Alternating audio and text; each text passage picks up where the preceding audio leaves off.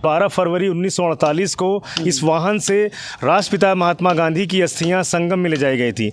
यह वही वाहन है जिसमें महात्मा गांधी जी की अस्थियां प्रयागराज में त्रिवेणी संगम में जो है विसर्जित करने के लिए लाई गई थी। तो फिर उसके बाद इस वाहन को यहीं पर स्मृति चिन्ह के रूप में खड़ा कर दिया गया था। तो ये आप देख सकते हैं।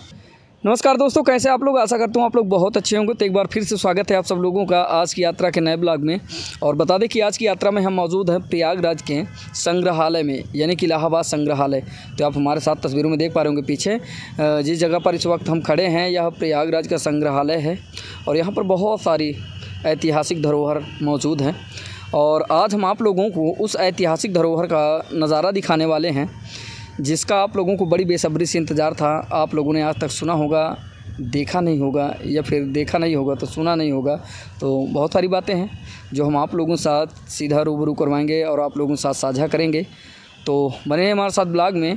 और बता दें कि आज हमारे साथ पवन सर हैं, तो ये हमें लेकर चलेंगे और आप लोगों को एक ऐतिहासिक विरासत का अवलोकन करवाएंगे और साथ ही उसकी सूक्ष्म जानकारी आप लोगों को प्रोवाइड कराएंगे। और वो जानकारी ये है कि वह वाहन, या ऐसे कहें तो वह गाड़ी जिसमें यानी कि अपने भारत के जो राष्ट्रपिता थे यानी कि महात्मा गांधी, तो उनकी जो अस्थि आई थी विसर्जन हेतु त्रिवेणी संगम के लिए, तो वो वाहन जो है अभी भी प्रयागराज में मौजूद है। तो उस वाहन का नज़ारा आप लोगों को दिखाने वाले हैं। तो पवन सर चलें फिर? बिल्कुल, आइए चलते हैं हम लोग और दिखाते हैं कि किस तरह से जो उनकी अस्थियां थीं। और 12 फरवरी 1948 को उनकी अस्थियां यहाँ पर लाई गई थी। और यहीं पर जो फोर्ड निर्मित जो वाहन है, उस वाहन को यहाँ पे सुरक्षित रखा गया है संग्रहालय में। और आज बिल्कुल चलते हैं और आइए दिखाते हैं लोगों को। चलिए ठीक है। तो ये देखिए हम चल दिए हैं और बता दिए। आइए पवन सर चलते हैं।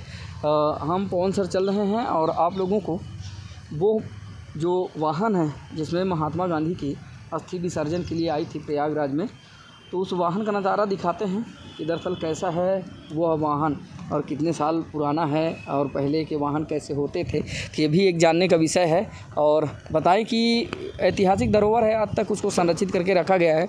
तो पहले के पीछे अब कैसी दिखती थी, अभी हम आपको थोड़ा बैक कैमरे से यहाँ का नज़ारा आप लोगों को दिखाते हैं। तो ये आप देख सकते हैं, अभी हम चल रहे हैं निरंतर। और इधर की जो तस्वीरें हम आपको दिखा दें, यहाँ पर सुंदर सुंदर क्यारियाँ हैं, रंग बिरंगे फूल हैं और काफ़ी बेहतर तरीके से सजाया गया है स्थान। और बता दें कि आज हम प्रयागराज के संग्रहालय में मौजूद हैं। और संग्रहालय की अगर बात करें तो संग्रहालय में ऐसी ऐतिहासिक विरासतें यहाँ पर मौजूद हैं, ऐतिहासिक धरोहर यहाँ पर मौजूद हैं जिसका कभी हम आप लोगों को अवलोकन करवाएंगे। फ़िलहाल अभी जिस जगह पर हम आ चुके हैं, ये आप देख पा रहे होंगे, ये सामने तस्वीरों में गांधी स्मृति वाहन, ये आप ऊपर देख पा रहे होंगे लिखा हुआ है गांधी स्मृति वाहन।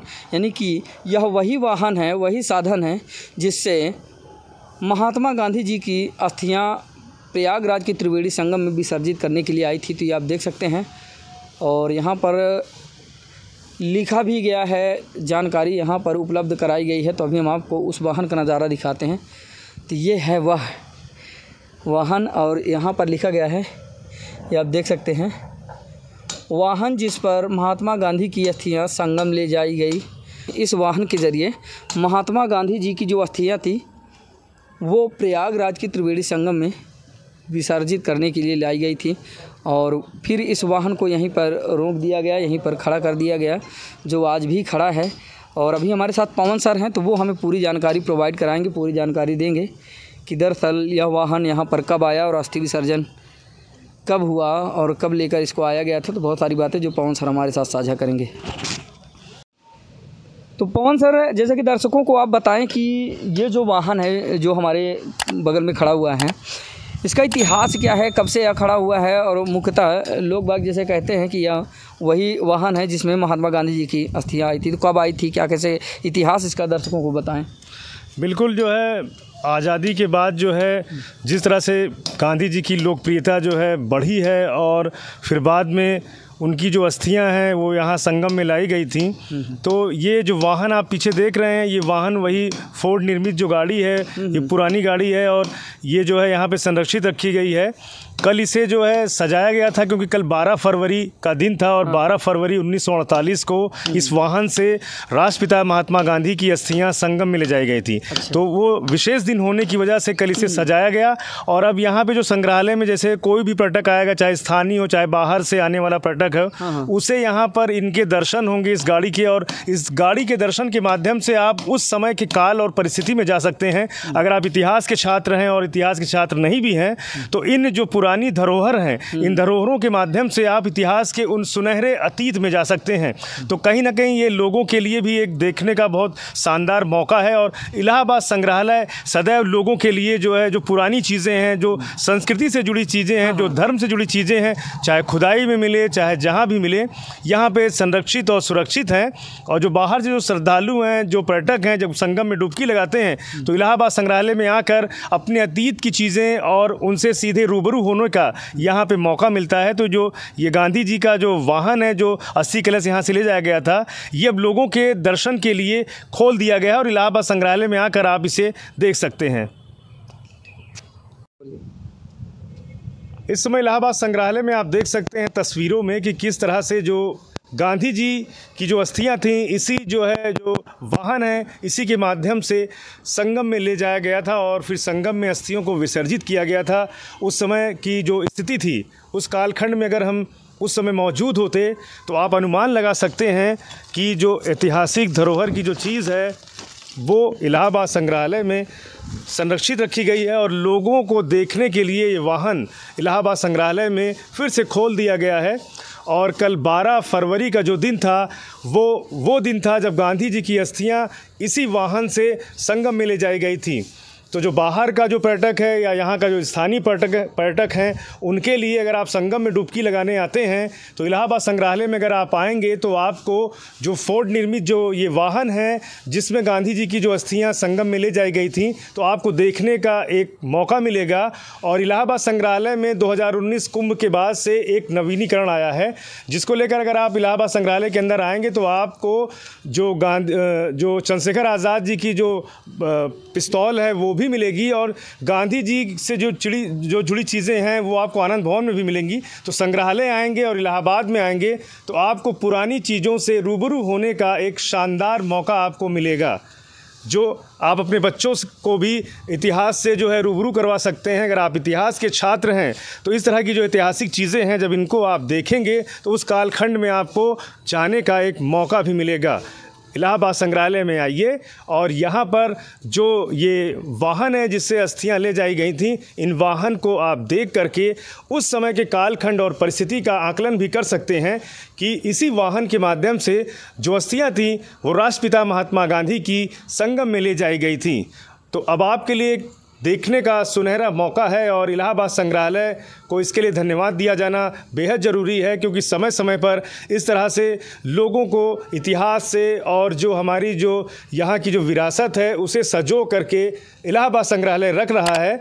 तो लोगों के लिए जो एक कौतूहल का विषय है और जो आने वाली पीढ़ियाँ हैं, जो सोशल मीडिया पे जो हमारे युवा हैं वो अपना टाइम स्पेंड करते हैं, तो अपने बच्चों को भी इस ओर लाइए। और जो हमारे स्वतंत्रता सेनानी थे जिन्होंने देश की आज़ादी में अपनी कुर्बानियाँ दी हैं, तो ऐसे में महात्मा गांधी जो राष्ट्रपिता की इनकी जो पदवी है, तो ये राष्ट्रपिता की से जुड़ा मामला है। तो ऐसे में अपने बच्चों को भी इस वाहन को दिखलाइए और उन्हें बताइए कि किस तरह से आज़ादी पाने में जो हमारे जो पूर्वज थे, जो शहीद थे, जो किसी भी जात धर्म से थे, वो आज़ादी दिलाने के लिए एक हुए और आज उन्हीं को नमन करते हुए इलाहाबाद संग्रहालय जो ये वाहन है वो लोगों के दर्शन के लिए खोल दिया है। तो आप इलाहाबाद जब आएँ, प्रयागराज आएँ, तो आप इलाहाबाद संग्रहालय में ज़रूर आएँ और यहाँ पर इसी से जुड़ी जो तमाम और भी विरासत से जुड़ी जो चीज़ें हैं इलाहाबाद संग्रहालय में सजो के रखी गई हैं। और आइए यहाँ पे इनका जो है लुत्फ़ उठाइए और इतिहास से जो जुड़ी चीज़ें हैं